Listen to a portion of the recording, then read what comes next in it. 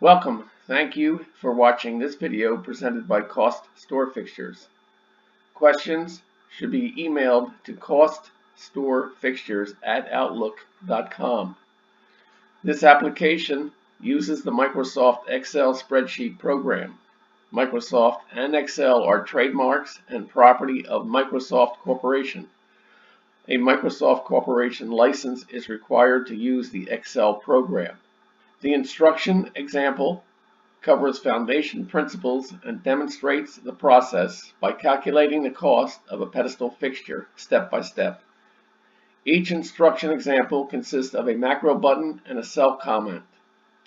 To read the text of the macro before clicking the button, hover over the cell to the right of the button and the text of the macro is displayed.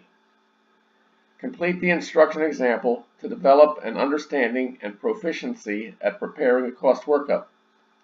The instructions example is on the instructions sheet. The instruction sheet is the window currently displayed.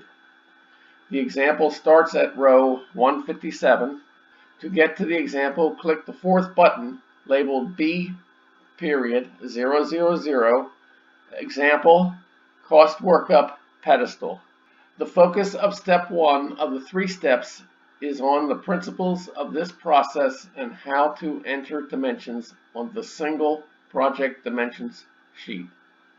Example item 1.1.28, section quantity and description.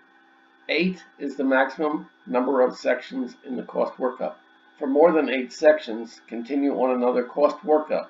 See the example wall case on the elevation sheet. A section includes all components starting on a common front to back vertical plane. The leftmost vertical plane, excluding a shroud, starts in section 1. In other words, the outside surface of the left side of the fixture is the beginning of the first section. The plane starts at the bottom left corner and goes to the top of the fixture. Multiple components can begin on the first plane or any other plane. The elevation wall case has 3 components that start on the left plane. The components are the kick, end or side panel, and the bulkhead. The elevation wall case is constructed with macro buttons to help users find the correct cells on the project dimension sheet in which to enter dimensions. This example, 1.1.28, is completed. Continue the instructions example by clicking item 1.1.29.